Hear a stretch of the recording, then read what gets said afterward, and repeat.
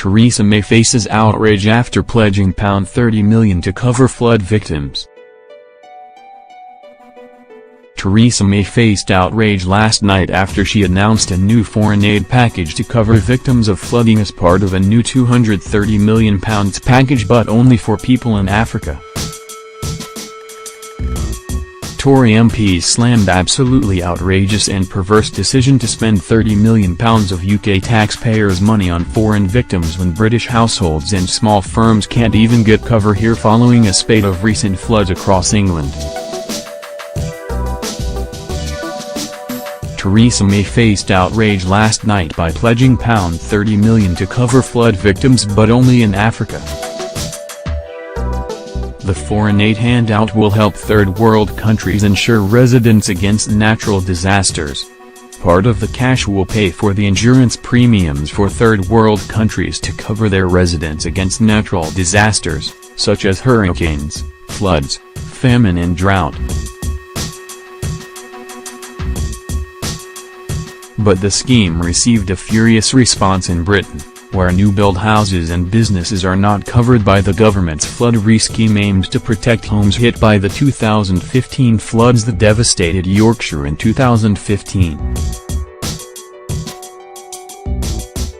Tory MP Philip Davis, whose Shipley constituents in West Yorkshire were hit by the 2015 floods, stormed, "It's absolutely outrageous that people in the UK can't get flood cover, but the British government's paying for other countries to be covered from natural disaster. It's absolutely obscene.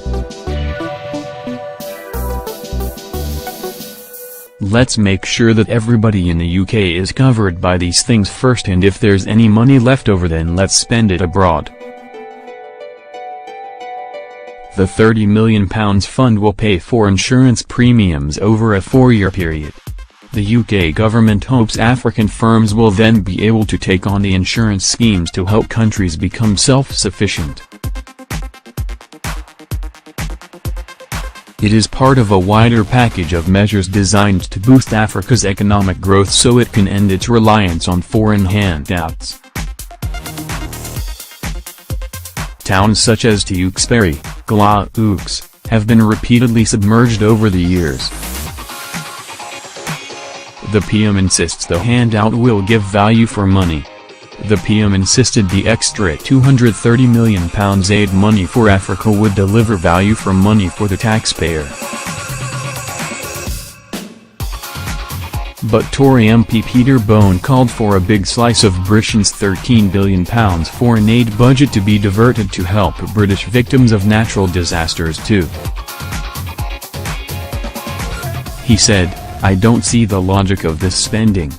Overseas aid is actually designed to help humanitarian disasters, but why are we insuring people in Africa when we can't really look after flood-hit victims in this country?"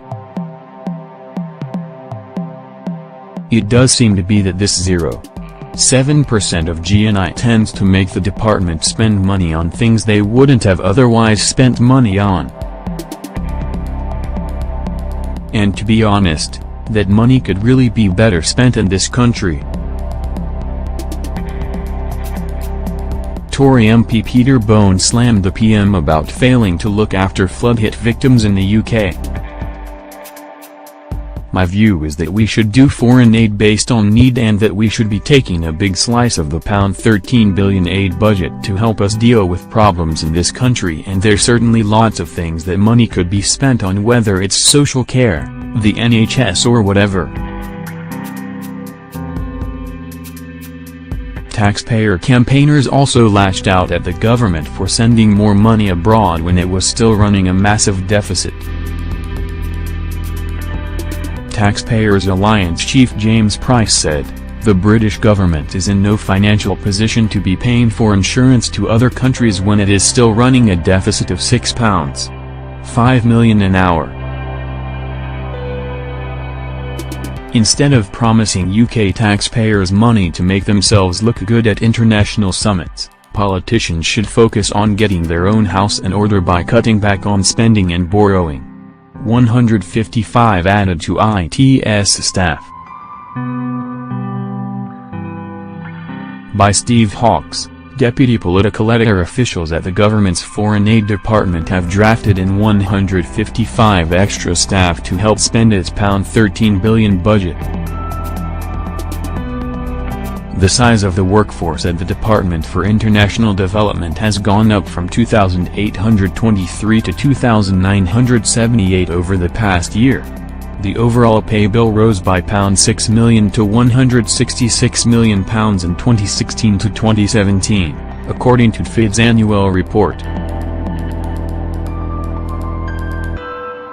Sir Mark Lowcock, the department's top mandarin, received a pay rise of up to £5,000 to put his salary in the £165,000, £170,000 band. He has since retired with a pension pot worth £1.2 million, which gives him a lump sum of £195,000 and £65,000 a year gold-plated annual income. DFID hands out the highest salaries in Whitehall, averaging £53,000 a head, and it is one of only 3 of all 19 government departments to keep recruiting. A FID spokesperson said, "The International Development Secretary is leading an efficiency review which is estimated to save £500 million by 2019-20, higher than the target set in the 2015 spending review." These savings will be made through reform of procurement and commercial practices, estates, IT and departmental pay. The department has some of the lowest overheads in Whitehall and has already reduced admin costs by a third to deliver the best value for money for the taxpayer.